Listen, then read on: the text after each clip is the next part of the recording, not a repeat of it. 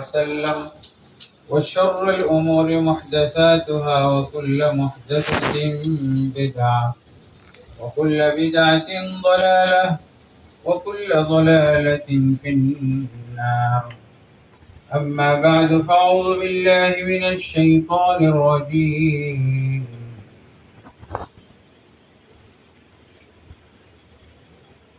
يا أيها الذين آمنوا إذا نودي للصلاة من يوم الجمعة فاسعوا إلى ذكر الله وذروا البيع ذلكم خير لكم إن كنتم تعلمون. وقال سبحانه: فاعلم أنه لا إله إلا الله. وقال النبي صلى الله عليه وسلم: طلب العلم فريضة على كل مسلم. وقال النبي صلى الله عليه وسلم: تركت فيكم أمرين لن تضلوا ما تمسكتم بهما كتاب الله وسنتي.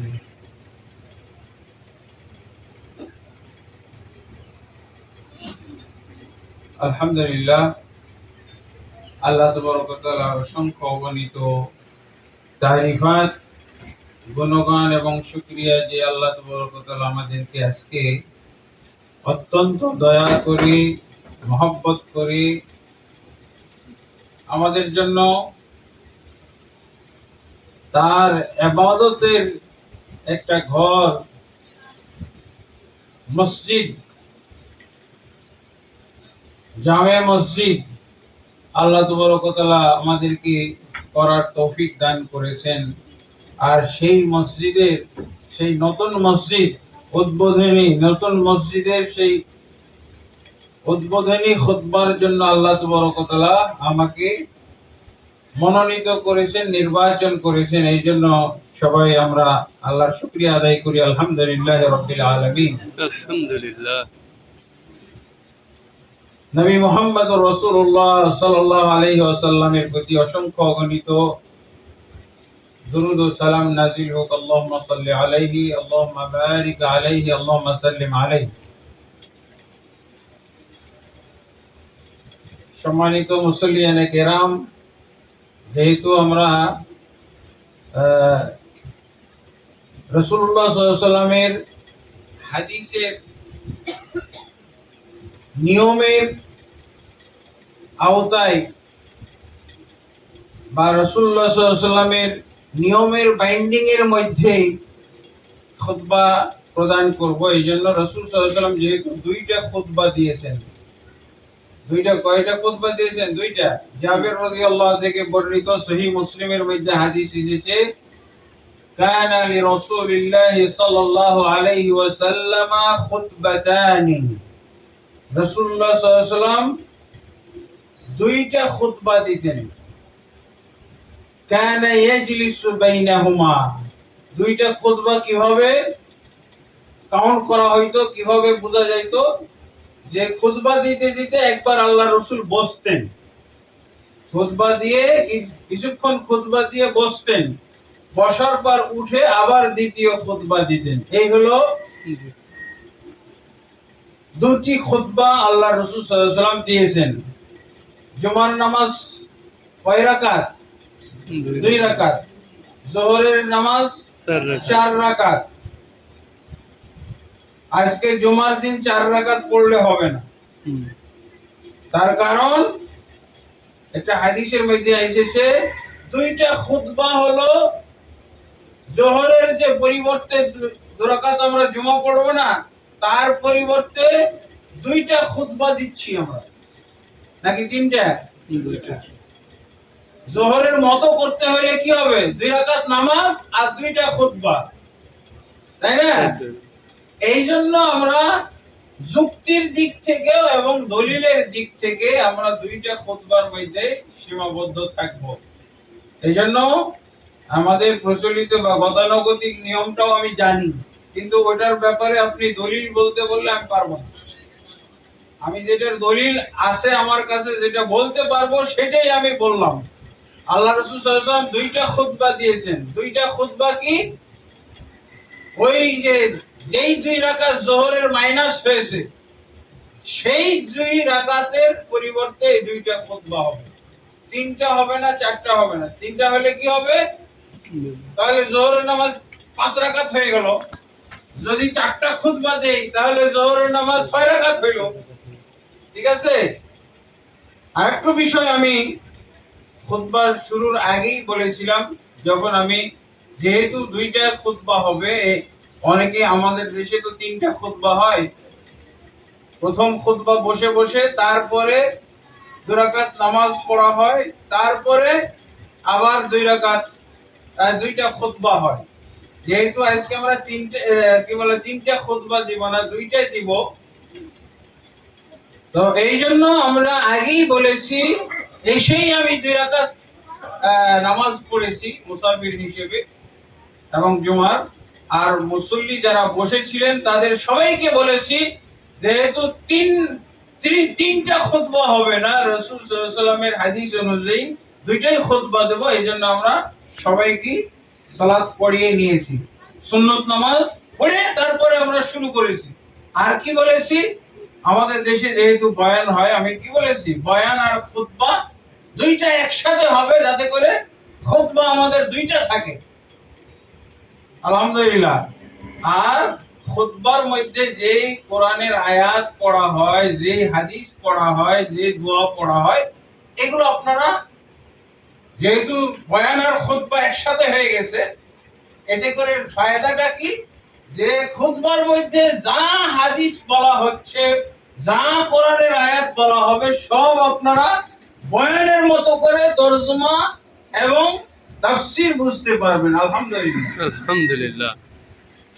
তো এই জন্য যারা আপনারা পরে এসেছেন আমাদের খুতবায় দাঁড়ানোর আগে, যদি কেউ সুন্নত নামাজ না পড়ে থাকেন তো 2 রাকাত করে পড়ে ফেলেন। খুতবা শুরু হয়ে যাওয়ার পর 2 রাকাত পড়া যায়। যারা যারা পড়েননি উঠে 2 রাকাত করে পড়ে নেন। তো আলহামদুলিল্লাহ, রাসূলুল্লাহ সাল্লাল্লাহু আলাইহি ওয়াসাল্লাম যেহেতু 2 রাকাত সালাত যারা পড়ে নাই, খুতবা চলাকালে যদি কেউ সালাত না পড়ে, সে 2 রাকাত নামাজ না পড়ে বসে গেছে, আল্লাহ রাসূল সাল্লাল্লাহু আলাইহি ওয়াসাল্লাম তাকে খুতবা মধ্যেই আদেশ করেছেন, এইভাবে বলেছেন। এক সাহাবী তিনি মসজিদে এসে রাসূল সাল্লাল্লাহু আলাইহি ওয়াসাল্লামকে খুতবা দিতে দেখে তিনি ডাইরেক্ট বসে গেছেন। যেহেতু আল্লাহ রাসূল সাল্লাল্লাহু আলাইহি ওয়াসাল্লামের আইন আছে, আল্লাহ রাসূল সাল্লাল্লাহু আলাইহি ওয়াসাল্লামের হাদিস আছে, ইযা দাখালা আহাদুকুমুল মাসজিদা ফালা ইয়াজলিস হাত্তা ইউসাল্লি রাকাতাইন। রাসূলের আইন হলো, রাসূলের নিয়ম হলো, যখনই কোনো ব্যক্তি মসজিদে প্রবেশ করবে তার মসজিদে বসা নিষেধ, হারাম। কিভাবে? 2 রাকাত নামাজ পড়বে তারপরে বসবে, তাহলে হালাল হবে। মসজিদে ঢোকার পর বসা নিষেধ, হারাম। একমাত্র যখন 2 রাকাত পড়বে তখন তার জন্য মসজিদে বসা হালাল, জায়েজ হবে। এই জন্য যেহেতু আল্লাহ রাসূল নিজেই আইন করে রেখেছেন, এখন দেখা যাচ্ছে যে আল্লাহ রাসূল খুতবা দিচ্ছেন আর একজন সাহাবী তিনি বসে গেছেন ডাইরেক্ট। উনি মনে করেছেন যে আল্লাহ রাসূল খুতবা দিচ্ছেন, খুতবা চলাকালে হয়তোবা নামাজ পড়া যায় না। একটা হাদিসও আছে অবশ্য, ইযা খাতাবা ইমাম, ইযা বাদাল ইমাম বিল খুতবা ফালা সালাতা ওয়ালা কালামা। বলা হয়েছে যে তখন আর কথাও বলা যাবে না, নামাজও পড়া যাবে না। কিন্তু হাদিসটা হলো জাল। কোনটা সহিহ হাদিস? যেটা সহিহ বুখারীতে পাওয়া গেছে। সুলাইক গাতাফানি, সাহাবীর নাম কি? সুলাইক গাতাফানি নামক এক সাহাবী, তিনি আল্লাহ রাসূল সাল্লাল্লাহু আলাইহি ওয়াসাল্লামের সামনে খুতবা চলা অবস্থায় মসজিদে ঢুকে কি করেছেন? উনি বসে গেছেন। আল্লাহ রাসূল কিন্তু সেটা ফলো করেছেন। এই লোক তো 2 রাকাত নামাজ পড়ে নাই, কমপক্ষে 2 রাকাত পড়তে হবে, কমপক্ষে। খুতবা চলাকালে শুধু 2 রাকাত পড়া হবে। খুতবা চালু হওয়ার আগে 4 রাকাত, 6 রাকাত, 8 রাকাত, 10 রাকাত, 50 রাকাত পর্যন্ত ঠেকাইতে পারেন আপনি, কোনো সমস্যা নাই। যদি কেউ নাস্তা না করে চলে আসে, নাস্তার পরে পরে যদি জুমার দিন মসজিদে আসে, তাহলে 2 রাকাত 2 রাকাত করে পড়তে থাকলে হয়তো 50 রাকাত কারো হয়েও যাইতে পারে। এইভাবে চলতে থাকবে নামাজ। আর খুতবা শুরু হয়ে গেলে মাত্র 2 রাকাত, কারণ ওকে বসতে তো হবে, বসতে হলেই 2 রাকাত তাকে পড়তে হবে, দাঁড়িয়ে থাকা তো যাবে না। তাহলে এই জাল হাদিসের প্রথম অংশটা ঠিক আছে, আর দ্বিতীয় অংশটা ঠিক নাই। সালাত পড়তে হবে, এটা হলো ঠিক, কিন্তু হাদিসে কি বলছে? সালাত পড়াও যাবে না, এটা হলো ভুল কথা। ওয়ালা কালামা, কালাম করা যাবে, এটা ঠিক আছে, কিন্তু এটা জাল হাদিসের কারণে ঠিক না। সহিহ হাদিসে আছে যে রাসূলুল্লাহ সাল্লাল্লাহু আলাইহি ওয়াসাল্লাম বলেন, কেউ যদি জুমা চলাকালে তার পাশের কোন ভাই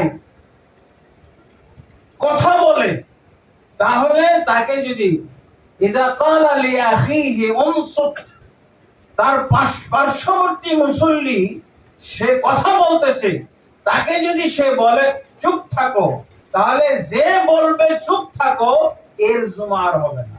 তাহলে যে কথা বলেছে তার জুমা হবে না? সহজ বিষয়। কথা বলছি আমি, আমাকে চুপ থাকো বলাতেই যদি আমার জুমা না হয়, তাহলে যে কথা বললো ওর জুমা তো কল্পনাই করা যায় না। কল্পনা করা যায়? এই জন্য এখন খুতবা চলছে, আমি যেই হাদিসই বলছি, যেই কোরআনের আয়াত বলছি, সবগুলো আপনি তরজমা শুনবেন, এটা হলো বয়ান। আর কোরআনের আয়াত তেলাওয়াত করছি, হাদিস পাঠ করতেছি, এটা হলো খুতবা। আর ওইটার যে আমি তরজমার সাথে সাথে করে দিচ্ছি, এটা হলো বয়ান। এবার বুঝতে পেরেছেন বয়ান আর খুতবা কিভাবে একাকার? কক্সবাজারে আমি যখন একটা মসজিদ, কক্সবাজার সমুদ্র বিচের সাথে যে একটা মসজিদ আছে, পর্যটক মসজিদ, আপনারা গেলে দেখবেন, কলাতুলি। এই মসজিদের উদ্বোধনের দিন ডিসি, এসপি, এমপি, মেয়র সবাই ছিল। আমি উদ্বোধনী খুতবা দিয়েছি। প্রথম এই পর্যটক মসজিদ প্রথম যেদিন শুরু হবে সেই দিন আমি খুতবা দিয়েছিলাম। কে ছিল ওখানে? কক্সবাজারের মেয়র, এসপি, ডিসি আর এমপি সবাই ছিল। এত তারা মানে চমৎকৃত হয়েছিল এবং এত পছন্দ করেছিল যে আমরা তো কখনোই এরকম এই সিস্টেমটা দেখি নাই, খুতবা আর বয়ান একসাথে। এতে করে ফায়দাটা কি হলো? আমার 4 ঠিক আছে, জোহরের নামাজের পরিবর্তে খুতবা না, 2টা খুতবা। জোহরের নামাজ কয় রাকাত ছিল? 4 রাকাত। পড়বো 2 রাকাত পড়বো আর 2টা খুতবা দেব, 3 হইলে তো মিললো না। তাহলে জোহরের নামাজ কি 5 রাকাত নাকি? যদি আমি আর আপনি যদি বলেন যে বসে বসে খুতবা দিয়েছি, এটা খুতবা না, তাহলে তো আপনি বসে বসে খুতবা দিলে তাহলে এটা খুতবা না। তাহলে আমি একটা শুয়ে শুয়ে দিই, হ্যাঁ, শুয়ে শুয়ে দিলে ওটাও খুতবা না। এভাবে করে কি 4 হয়ে যেতে পারে? এভাবে কি 4-5 বানানো যাবে? একটা শুয়ে শুয়ে দিলাম, একটা কাত হয়ে দিলাম, একটা রুকু অবস্থায় দিলাম, এটা কি কাহিনী? সোজা কথা, রাসূল সাল্লাল্লাহু আলাইহি ওয়াসাল্লামের হাদিস, জাবের রাদিয়াল্লাহু বলছেন, কানা রাসূলুল্লাহ সাল্লাল্লাহু আলাইহি ওয়াসাল্লাম খুতবাতান ইয়াজলিসু বাইনাহুমা, রাসূল সাল্লাল্লাহু আলাইহি ওয়াসাল্লাম 2টি খুতবাই দিতেন, মাঝখানে বসতেন, বাস। আর এর মধ্যে কি করতেন? এই খুতবার মধ্যে কি করতেন? কানা ইয়াকরাউল কোরআন, আল্লাহর রাসূল কোরআন তেলাওয়াত। খুতবার মধ্যে কি হবে? কোরআন পাঠ হবে, কোরআনের কিরাত হবে। আর কি হবে? সহিহ মুসলিম শরীফের হাদিস আছে রাসূলের খুতবা কেমন ছিল সেটা আপনারা শুনছেন। রাসূল সাল্লাল্লাহু আলাইহি ওয়াসাল্লাম খুতবা দিতেন, আর কি খুতবার মধ্যে কি বলতেন? খুতবার মধ্যে কানা ইয়াকরাউল কোরআন, তিনি কোরআন পাঠ করতেন, কোরআনের আয়াত পাঠ করতেন। আর কি করতেন? ইউযাক্কিরু বিহান নাস, এই কোরআনের আয়াতগুলো পাঠ করে করে আল্লাহ রাসূল বুঝিয়ে, ব্যাখ্যা করে, বিশ্লেষণ করে বুঝিয়ে দিতেন। ইউযাক্কিরুন নাস, বুঝিয়ে দিতেন। জিকির মানে হলো সুবহানাল্লাহ, আলহামদুলিল্লাহ, আলহামদুলিল্লাহ পড়া। আর ইউযাক্কিরু মানে হলো মানুষকে উপদেশ দেওয়া, ওয়াজ করা, আদেশ নিষেধ করা, তাদের জন্য যা কল্যাণজনক সেটা বলা, তাদের জন্য যেটা অকল্যাণজনক সেটা থেকে নিষেধ করা, এটাকে বলা হয় ইউযাক্কিরুন নাস। রাসূলুল্লাহ সাল্লাল্লাহু আলাইহি ওয়াসাল্লাম তাহলে কি বলছেন? রাসূলুল্লাহ সাল্লাল্লাহু আলাইহি ওয়াসাল্লাম খুতবা দুটো দিতেন। খুতবার মধ্যে কি পাঠ করতেন? কোরআনের আয়াত পাঠ করতেন। আর কি করতেন? কোরআনের আয়াত পাঠ করে করে ওই আয়াতগুলো বুঝিয়ে দিতেন। বুঝিয়ে দিতেন কি? আরবি ভাষায় বুঝিয়ে দিতেন। আমি কি আপনাদেরকে আরবি ভাষায় বুঝাবো? বুঝবেন আপনারা? পরে কিন্তু খুতবার পরে আমি ঠিকই ধরবো যে আমি আজকে রাসূল সাল্লাল্লাহু আলাইহি ওয়াসাল্লাম কি করতেন? ইউযাক্কিরুন নাস। আয়াতগুলোর মাধ্যমে জিকির, তাজকির করতেন। জিকির না, তাজকির করতেন। তাজকির মানে হলো ওয়াজ, নসিহত, বুঝানো। এগুলো হলো সহিহ মুসলিমের হাদিস। আর কি বুঝাইতেন আল্লাহ রাসূল সাল্লাল্লাহু আলাইহি ওয়াসাল্লাম? আরেকটা হাদিসে আছে, এটা সুনান ইবনে মাজার মধ্যে। ইবনে মাজাহ শরীফ আমরা বলি। হাদিসের কয়খানা কিতাব? 6খানা কিতাব না? 6খানা কিতাবের মধ্যে একখানা কিতাবের নাম হলো, 6খানা কিতাবের মধ্যে দুইটা হলো সহিহ, সহিহ বুখারী, সহিহ মুসলিম, আবু দাউদ, তিরমিজি, নাসাই, ইবনে মাজাহ। ইবনে মাজাহ শরীফের মধ্যে, ইবনে মাজাহর মধ্যে একটা হাদিস এসেছে, আল্লাহ রাসূল সাল্লাল্লাহু আলাইহি ওয়াসাল্লাম ইউযাক্কিরুন নাস, আল্লাহ রাসূল সাল্লাল্লাহু আলাইহি ওয়াসাল্লাম যে উপদেশ দিতেন, মানুষকে ওয়াজ করে শোনাইতেন। উবাই ইবনে কাব রাদিয়াল্লাহু আনহু বলছেন, উবাই ইবনে কাব রাদিয়াল্লাহু আনহু তিনি উপস্থিত বসা, খুতবা শুনছেন। খুতবা শোনা কালে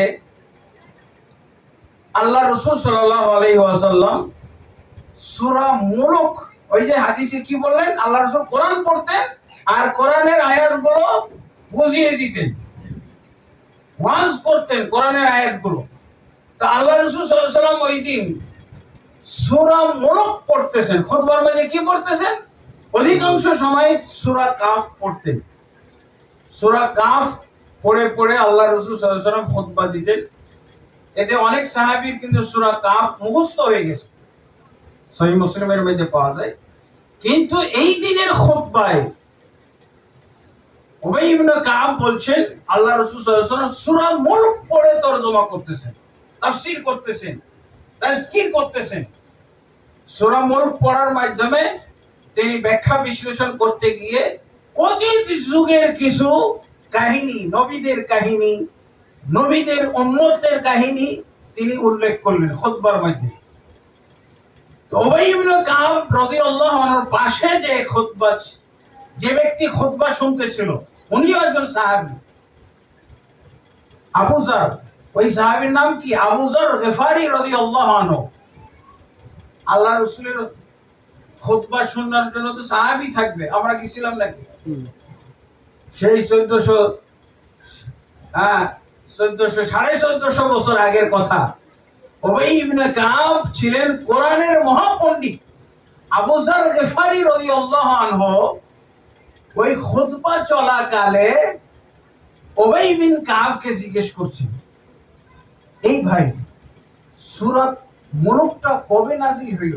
এই যে আল্লাহ রাসূল আজকে যে খুতবায় সূরা মুলকের তাফসীর করতেছেন, সূরা মুলকের আলোকে যে আমাদেরকে খুতবা দিচ্ছেন, এবং অতীত যুগের নবী এবং নবীদের উম্মতের যে আমাদেরকে বিষয়গুলো, প্রসঙ্গ টেনে টেনে কথা বলছেন, আমি তো আজকেই প্রথম জানি সূরা মুলক নামে একটা সূরা নাযিল হয়েছে। এটা তো আমি কখনো জানি না। কখন নাযিল হয়েছে ভাই? উবাই ইবনে কাব ইশারা করে শুধু বলছে, ইশারা করে বলছে যে কথা বলো না এখন। উনি কি খারাপ কিছু জিজ্ঞেস করছে? সূরা মুলক নিয়ে যে আজকে আল্লাহ রাসূল আমাদেরকে সূরা মুলকের ব্যাখ্যা দিচ্ছেন খুতবায়, এই সূরা মুলক কখন নাযিল হলো এটা ওনার জানা নাই, এটাই জিজ্ঞেস করছেন। সাহাবীর মধ্যে কথোপকথন। আমরা তো অজ্ঞ মূর্খ হইতেই পারি। আমাকে আপনি মনে করতেছেন আলেম, সাহাবীদের তুলনায় আমিও মূর্খ মানুষ। সাহাবীদের তুলনায় আমি মূর্খ না? আমার হুজুর হয়তো মূর্খ, আমার দাদা হুজুর, আমার পর দাদা হুজুর সবাই মূর্খ সাহাবীদের তুলনায়। কি বলবেন আপনি? দেখেন, যেই সাহাবী রাসূলকে দেখে দেখে শিখতেছে, আল্লাহকে চিনতেছে, রাসূলকে চিনতেছে, ইবাদত বুঝতেছে, সেই সাহাবীর ভুল হচ্ছে এই জুমার দিনে। আবু যর গিফারি বলছে, ভাই উবাই ইবনে কাবকে বলছে, দুজনই সাহাবী, সূরা মুলকটা কবে নাযিল হলো? উবাই বিন কাব রাদিয়াল্লাহু কিন্তু কোরআনের পণ্ডিত, উনি জানেন যে ইনি কোরআনের পণ্ডিত, এইজন্য তাকেই জিজ্ঞেস করছে। কিন্তু উবাই বিন কাব কোনো উত্তর দেননি। দেওয়া যাবে? ভালো কথা বলা যাবে? উপদেশ দেওয়া যাবে? উনি যে একটা জিনিস জানতে চাইতেছে, ওই জিনিস জানতে পারবে? খুতবা চলাকালে এটা নিষেধ, এই জন্য উবাই বিন কাব। এরপরে যখন জুমা শেষ হয়ে গেছে, জুমার সালাত শেষ হয়ে গেছে, উবাই বিন কাব ওই সাহাবী আবু যরকে বলছে, তোমার জুমা শেষ, তোমার আজকের জুমা শেষ। তুমি যদি বিশ্বাস না করো, আমার কথা যদি তোমার বিশ্বাস না হয়, রাসূলকে জিজ্ঞেস করো। রাসূল সাল্লাল্লাহু আলাইহি ওয়াসাল্লাম, রাসূল সাল্লাল্লাহু আলাইহি ওয়াসাল্লামের কাছে এবার কি আবু যর গিফারি উনি যে বলছে, ইয়া রাসূলুল্লাহ এই ঘটনা ঘটে গেছে আজকে জুমা চলাকালে, খুতবা চলাকালে আপনি আজকে সূরা মুলকের মুলক বুঝাইছেন আমাদেরকে খুতবার মধ্যে, অথচ আমাকে উবাই বিন কাব, আমি জানতে চাইছি এই সূরাটা কখন নাযিল হলো, আমার নলেজের বাইরে, আমি জানি না কখন নাযিল হয়েছে।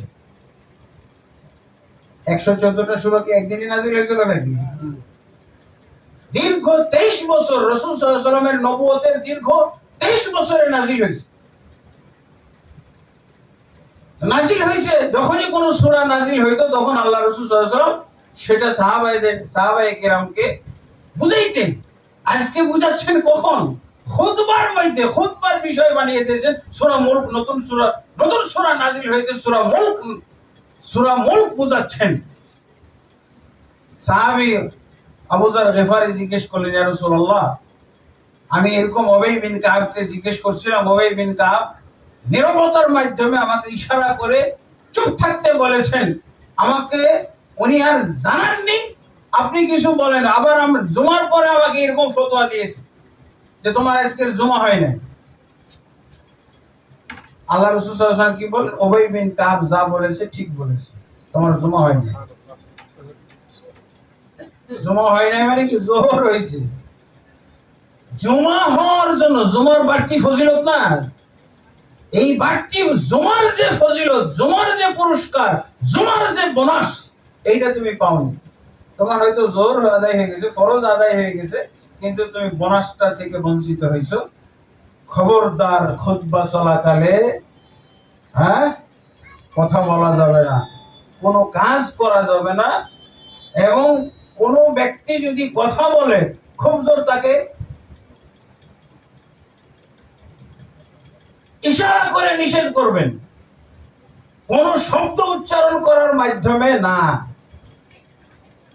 এটা হলো নিয়ম। আলহামদুলিল্লাহ, রাসূলুল্লাহ সাল্লাল্লাহু আলাইহি ওয়াসাল্লামের আজকে যেহেতু নতুন আপনাদের জুমা দ্বারা উদ্বোধন হচ্ছে, জুমা সম্পর্কে, জুমা বিষয়ে আল্লাহ রাসূল সাল্লাল্লাহু আলাইহি ওয়াসাল্লামের নিয়ম ছিল সমসাময়িক, যেটা যখন প্রয়োজন এই বিষয়ে খুতবা দিতেন। আজকে তো এটাই বিষয় হওয়ার কথা, তাই না? জুমার মসজিদে জুমার সম্পর্কে আলোচনা হবে, মসজিদ সম্পর্কে আলোচনা হবে, মসজিদ সম্পর্কে খুতবা হবে। কোরআনে যা আছে, হাদিসে যা আছে, আল্লাহ তাবারক ওয়া তাআলা একটি জায়গায়, একটি সূরার মধ্যেই শুধুমাত্র সূরা জুমা, একটা সূরার নামই আল্লাহ রাখছেন কি? সূরাতুল জুমা। আর সূরাতুল জুমার একটি আয়াতের মধ্যে জুমা শব্দটা আছে, ইয়া আইয়ুহাল্লাযীনা আমানু ইযা নুদিয়া লিস-সালাতি মিন ইয়াউমিল জুমআতি ফাসআউ ইলা যিকরিল্লাহ। হে ঈমানদারগণ, যখন জুমার দিন তোমাদেরকে ডাকা হয় বলতে উদ্দেশ্য হলো আযান দেওয়া হয়, ফাসআউ ইলা যিকরিল্লাহ, তখন তোমরা আল্লাহর জিকিরের জন্য দৌড়ে আসো। উত্তম জিকির হলো কোরআন, কোরআনের আয়াত তেলাওয়াত করা। কোরআনের আয়াত তেলাওয়াত করেছি, কোরআনের আয়াতগুলো আপনাদেরকে বুঝিয়েও দিচ্ছি, রাসূল সাল্লাল্লাহু আলাইহি ওয়াসাল্লামের হাদিস পাঠ করছি, সেই হাদিসগুলো আপনাদেরকে বাংলায় বুঝিয়ে দিচ্ছি। এতে করে বাংলায় বুঝিয়ে দেওয়া, এটা হলো বয়ান। বয়ানের আলাদা অস্তিত্ব, বয়ানের আলাদা কোনো ফিগার থাকবে না। এই দুই খুতবার মধ্যেই তাকে থাকতে হবে, অন্যথায় 3 খুতবা হয়ে যাবে। আর শুয়ে শুয়ে যদি আরেকটা দেয় তাহলে ওটা 4 খুতবা হবে। আল্লাহ তাবারক ওয়া তাআলা আমাদেরকে বুঝার তৌফিক দান করুন। এবার আমরা মসজিদ বিষয়ে কিছু আলোচনা, মসজিদ বিষয়ে কিছু খুতবা আপনাদের সামনে তুলে ধরব। এই যে মসজিদ আমরা তৈরি করেছি, এই মসজিদ কেন তৈরি করেছি? এই মসজিদের যে আরো সুন্দর সুন্দর মসজিদ পৃথিবীতে আছে না? এই এলাকায় তো আছে, এই এলাকায় আছে না? পৃথিবীর যত সুন্দর এবং যত ভালো মসজিদ, যত উত্তম মসজিদ, যত নামকরা মসজিদ, যত কেন্দ্রীয় মসজিদ আছে, জাতীয় মসজিদ আছে। বাংলাদেশের জাতীয় মসজিদ কি? বাইতুল মোকাররম। আর পৃথিবীর সমস্ত মুসলমানদের জাতীয় মসজিদ কোনটা? মসজিদুল হারাম। আল মসজিদুল হারাম এটা কোথায়? মানিকগঞ্জ। কোথায় আছে? ঢাকা। কোথায়? মক্কা। মক্কাতে আছে এই মসজিদুল হারাম। এটা কিন্তু আল্লাহ রাসূল সাল্লাল্লাহু আলাইহি ওয়াসাল্লাম থেকে শুরু না, আরো আগে ইব্রাহিম আলাইহিস সালাম এই মসজিদ কাবা তৈরি করেছিলেন। কাবা ঘর কে তৈরি করেছিলেন? ইব্রাহিম আলাইহিস সালাম। এরপরে এই ইব্রাহিম আলাইহিস সালামের কাবা ঘর নবী সাল্লাল্লাহু আলাইহি ওয়াসাল্লামের জন্মের আগে একবার ভেঙে তৈরি করা হয়েছে। আপনারা যারা ইসলামের ইতিহাস পড়েছেন তারা জানেন, রাসূল সাল্লাল্লাহু আলাইহি ওয়াসাল্লামের জন্মের পর আল্লাহ রাসূল সাল্লাল্লাহু আলাইহি ওয়াসাল্লাম যখন ছোট্ট ছিলেন, 15-20 বছর যখন তার বয়স, বা আরো কম, বালেগও হননি, এমন সময় মসজিদ তৈরি করা হয়েছিল, এই মসজিদুল হারাম। কারা তৈরি করেছিল? রাসূল সাল্লাল্লাহু আলাইহি ওয়াসাল্লাম করেছিলেন। রাসূল সাল্লাল্লাহু আলাইহি ওয়াসাল্লাম কি তখন নবী ছিলেন? 40 বছর বয়সে রাসূল সাল্লাল্লাহু আলাইহি ওয়াসাল্লামকে নবুয়ত দেওয়া হলো না গারে হেরা পর্বতে? তো এই মসজিদুল হারাম তৈরি করা হয়েছিল রাসূল সাল্লাল্লাহু আলাইহি ওয়াসাল্লামের নবী হওয়ার আগে। তো কারা করলো? নবী সাল্লাল্লাহু আলাইহি ওয়াসাল্লাম যখন নবুয়ত পাননি, শিশু নবী, 15-16 বছর বয়স, 20-এর নিচে তার বয়স, আরো 20 বছর পর নবী হয়েছেন। তখন এই মসজিদটা কারা বানিয়েছিল বলতে পারবেন? মাওলানা আবু জাহল। হ্যাঁ, মসজিদ বানাইছে ও ভালো মানুষ না?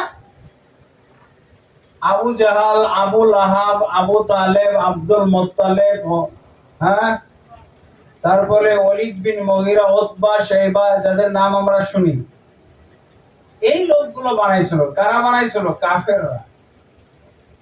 এটার ইতিহাস আছে। কোথায় আছে? সূরা তাওবা 17 নম্বর আয়াতে এটার ইতিহাস পাবেন। আল্লাহ রাসূল সাল্লাল্লাহু আলাইহি ওয়াসাল্লামের নবী হওয়ার আগে যে মসজিদটা তৈরি করা হয়েছিল তার ইতিহাসটা কোথায় আছে? সূরা তাওবা। সূরা তাওবা, সূরা তাওবা কোথায় পাবো আমরা? কোরআনের মধ্যে। কোরআন কি সেন্টেন গ্রন্থ নাকি? কোরআনের লেখক কে? কোরআনের কোন লেখক আছে? মুহাম্মদ সাল্লাল্লাহু আলাইহি ওয়াসাল্লাম। মুহাম্মদ সাল্লাল্লাহু আলাইহি ওয়াসাল্লাম কোরআনের লেখক না, কোরআনের মালিক। কোরআন হলো কালামুল্লাহ, আল্লাহর কালাম, আল্লাহর বাণী, আল্লাহর বক্তব্য। এই কোরআন নাজিল হয়ে আমাদেরকে ইতিহাস শুনিয়েছেন, আল্লাহ ইতিহাস শুনিয়েছেন। নবী সাল্লাল্লাহু আলাইহি ওয়াসাল্লামের নবী হওয়ার আগে যে এই মসজিদুল হারাম বানানো হয়েছিল তার ইতিহাসটা আল্লাহ তাবারক ওয়া তাআলা সূরা তাওবার 17 নম্বর আয়াতে উল্লেখ করেছেন।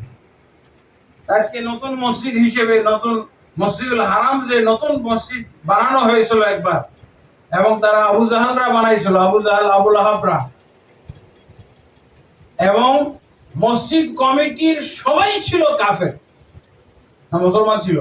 মসজিদ বানাইলে কি মুসলমান হয়ে যায়?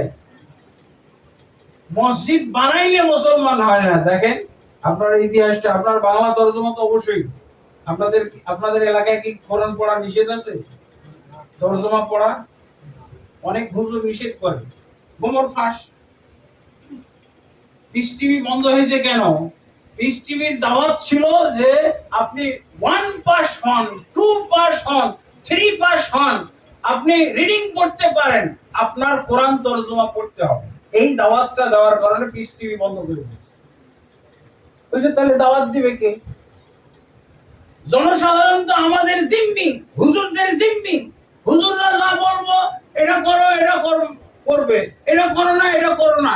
এখন যদি জনসাধারণ নিজেরাই কোরআন পড়ে পড়ে কিছু জেনে ফেলে, বুঝে ফেলে, তাহলে তো আমাদের বিপদ, আমাদের দাওয়াত কমে যাবে, আমাদের সম্মান কমে যাবে, আমাদের টাকা কমে যাবে, আমাদের হাদিয়া কমে যাবে।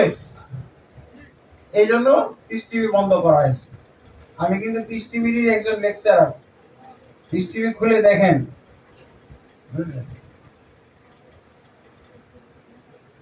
ডাক্তার জাকির নায়েকের বন্ধু, একসাথে 1 মাস ছিলাম দুবাইতে, এবং ওনার 207টা এপিসোড আমি রেকর্ড করে দিয়ে আসছিলাম।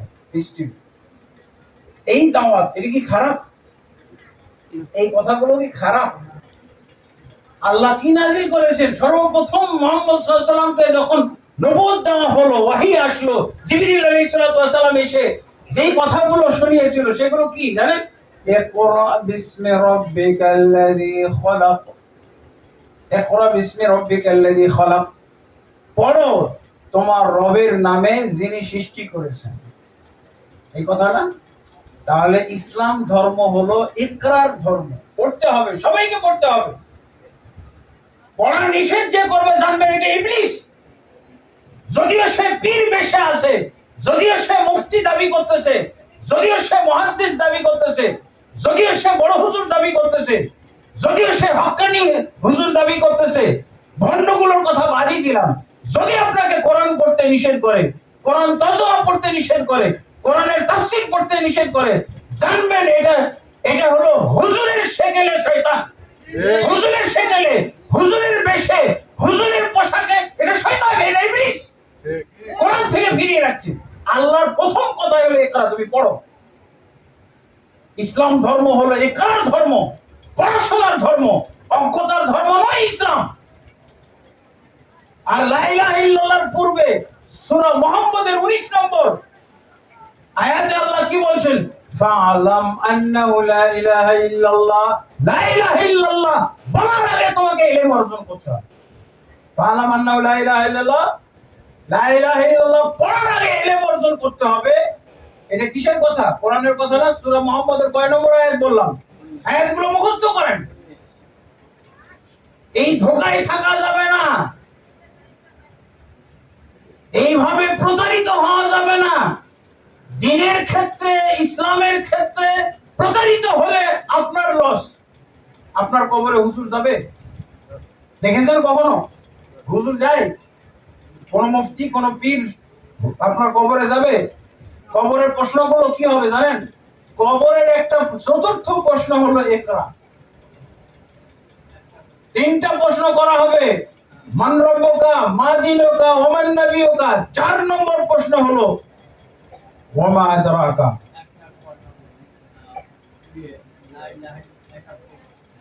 পরে প্রশ্নোত্তর, পরে নামাজের পরে প্রশ্নোত্তরের সময় হবে।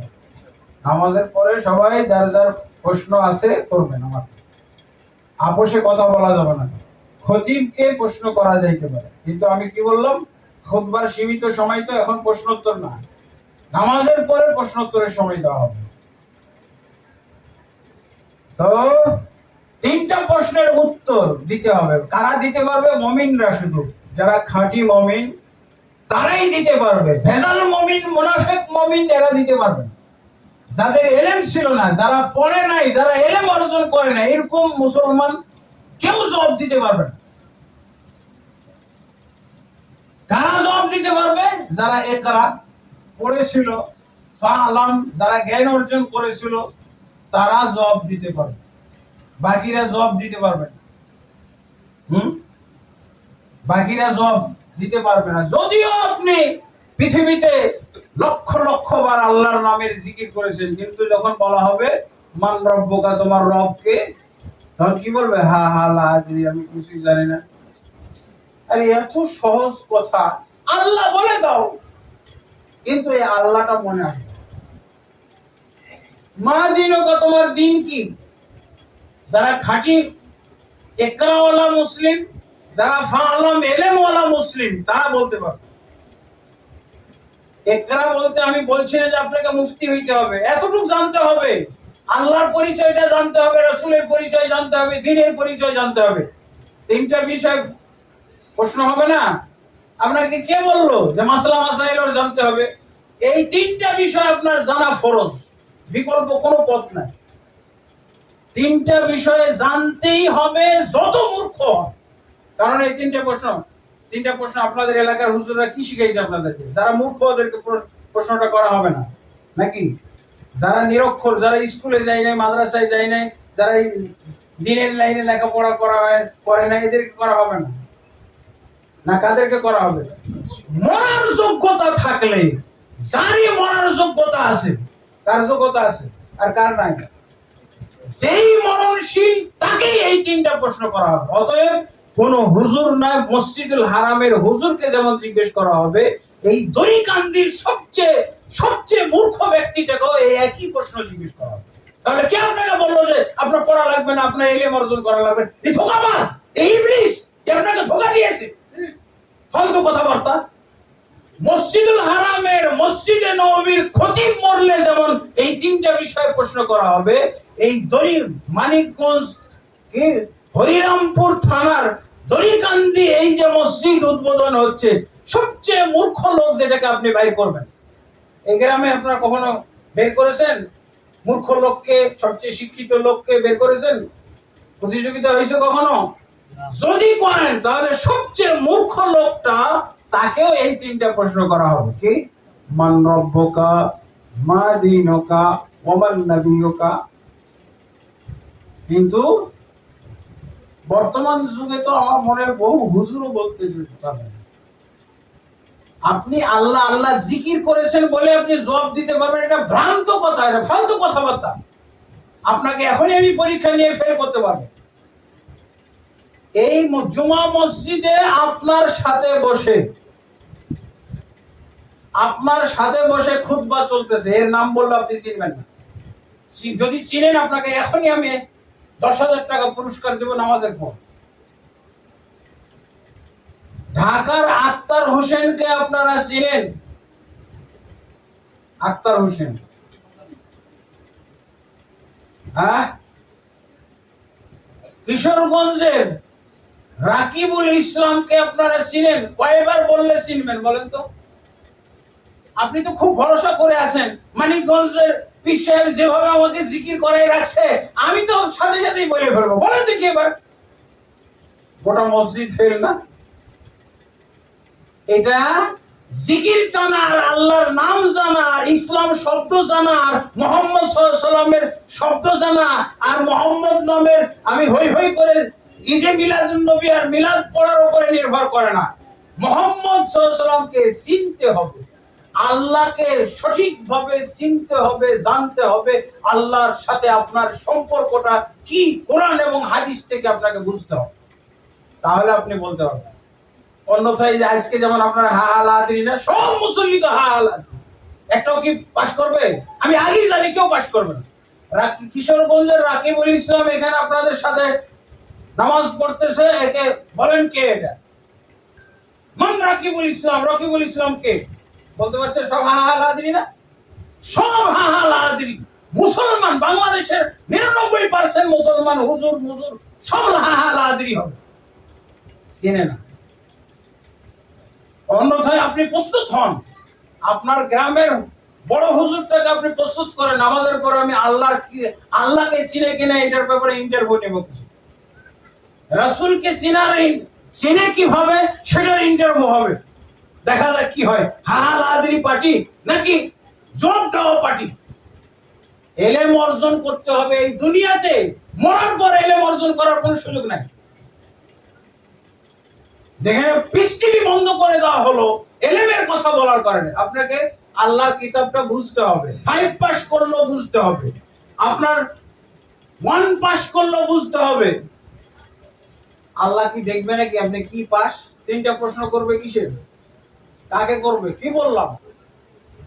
সবচেয়ে মূর্খ লোকটাকেও জিজ্ঞেস করবে যে 3টা প্রশ্ন মসজিদুল হারামের খতিব একই প্রশ্ন জিজ্ঞেস করবে। তাহলে এটা ধোঁকা দিল না আপনাকে যে আপনি মূর্খ মানুষ, আপনার পড়া লাগবে না, আপনার হাদিস জানা লাগবে না, আমি হুজুর আছি, আমি পীর আছি, খালি মুরিদ হবে আর চান্দা দিবেন তাই হবে। এটাই তো বলতেছে নাকি? আর আমরা কি বলতেছি? না, পড়তে হবে। কারণ কি? যখন এই 3টা প্রশ্নের উত্তর কারা দিবে? যারা আল্লাহকে সঠিকভাবে দুনিয়ায় চিনেছিল, ইসলামকে চিনেছিল এবং সেই মোতাবেক আমল করেছিল, তারা সবাই জবাব দিতে পারবে। রাসূলকে যথাযথভাবে চিনেছিল, তারা সবাই জবাব দিতে পারবে। এরপরে 4র্থ প্রশ্নটা করা হবে। যারা জবাব দিতে পারবে তাদেরকে 4র্থ প্রশ্ন করা হবে। কি? ওয়ামা আদরাকা। এই 3টা প্রশ্নের যে তুমি উত্তর সঠিকভাবে দিতে পেরেছো, কারণটা কি? তখন সে জবাব দিবে, কারাতু কিতাবাল্লাহি সুম্মা আমানতু বিহি ওয়া সাদ্দাকতুহু। আমি আল্লাহর কিতাব পড়েছিলাম। নাকি ও বলবে যে হুজুরের রেফারেন্সে বেঁচে যাবে? সে দুনিয়ার যোগ্যতা বলে, দুনিয়ায় সে যোগ্যতা অর্জন করেছিল কি? সে জবাবের 4র্থ প্রশ্নের জবাব দিবে, কারাতু কিতাবাল্লাহ, আমি আল্লাহর কিতাব পড়ে জেনেছিলাম এগুলো। মান রব্বুকা, এটা আল্লাহর কিতাব থেকে জেনেছিলাম। মা দীনুকা, ইসলাম, এটা আমি আল্লাহর কিতাব থেকে জেনেছিলাম। ওয়ামান নবিয়ুকা, এটা আমি আল্লাহর কিতাব পড়ে জেনেছিলাম, বুঝেছিলাম এবং সেই মোতাবেক কাম করেছিলাম, আমল করেছিলাম। এই 4র্থ প্রশ্নের জবাব দেওয়ার পর তাকে জান্নাতের মেহমান হিসেবে গ্রহণ করা হবে। আলহামদুলিল্লাহ। আপনার কে বললো ভাই আপনার কিতাব পড়া লাগবে না? কবরটা ব্যক্তিগত সবার না?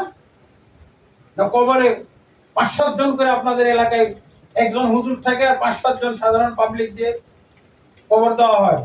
প্রশ্ন করবে, হুজুর দিয়ে গ্রামের হুজুর, তার সাথে চলাফেরা করছেন, তাকে দাওয়াত খাওয়াইছেন, তাকে টাকা পয়সা হাতিয়ে তওবা দিয়েছেন।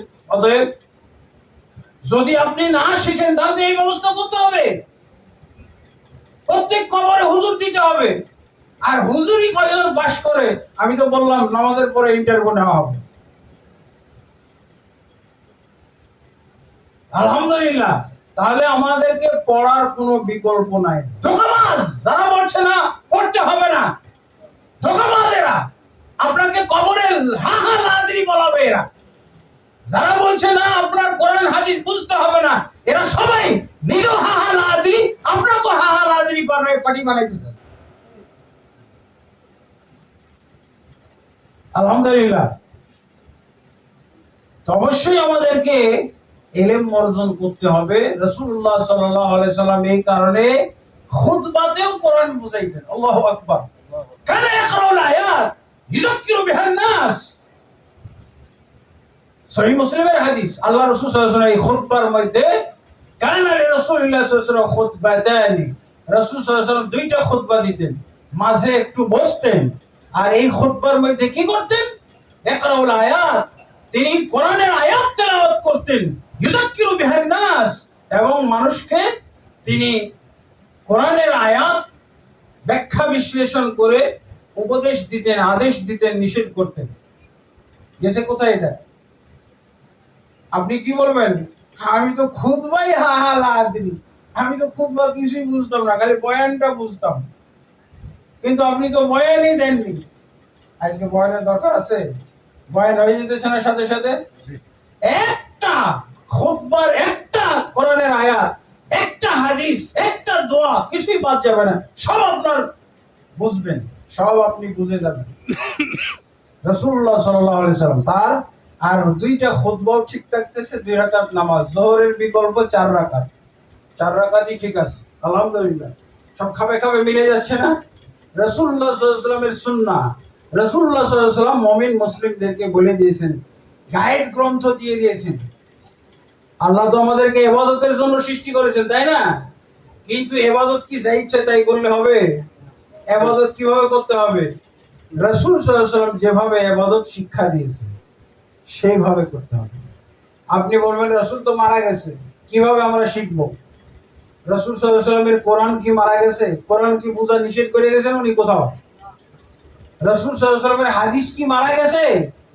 হাদিস কি বুঝতে আল্লাহ রাসূল নিষেধ করে গেছেন কোথাও? তো কোরআন এবং হাদিস আছে, কিয়ামত কাল পর্যন্ত থাকবে, কিন্তু আমরা এই কোরআন এবং হাদিসকে দাফন করে রেখেছি। এগুলো উঠাইতে হবে। এই কোরআন হাদিসকে কবর থেকে বের করতে হবে।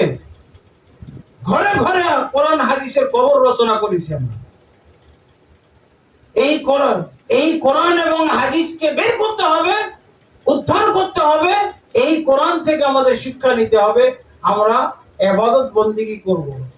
আপনারা আবু জাহেল মানে কি? মূর্খের বাপ। মূর্খের মতো বাপ, মূর্খের বাপের মতো ইবাদত করা যাবে না। দেখেন এই মূর্খের বাপ মসজিদ বানাইলো, পৃথিবীর মধ্যে সর্বশ্রেষ্ঠ মসজিদ। মসজিদ বানাইলে কি মুসলমান হওয়া যায় নাকি?